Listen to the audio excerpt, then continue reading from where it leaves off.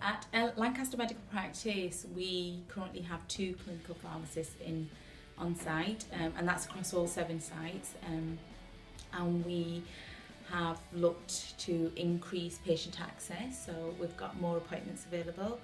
We have been supporting the doctors significantly with the administrative duties, so all the hospital discharges, the prescription requests, all that come through to the pharmacists. We're kind of almost like the link between the secondary interface, primary interface and even community pharmacy, so that whole step is made easier for the patient through the role of the clinical pharmacist.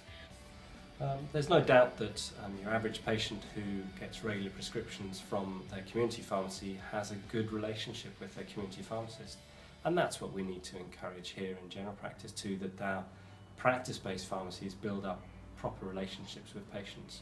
There's no doubt that in the past they have phoned up and requested to speak to our said pharmacist because they valued their advice that they'd had in the past, and they valued the input that they've given. What benefits has the role brought to me as a GP? Well, for a starter, to remove some of the workload from my desk.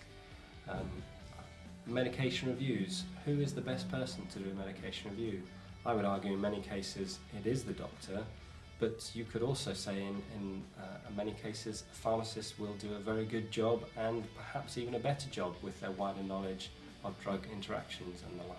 They have taken on some of the chronic disease management care, looking very at some of the more complex cases of polypharmacy with our patients, and even taken on a role of telephone triage for some of the patients ringing in the morning. And I think it's just literally about talking to patients, making yourselves available to patients, and having the conversation that if you've rung in with a query, do you need to see a GP or a nurse, or can the pharmacist help you?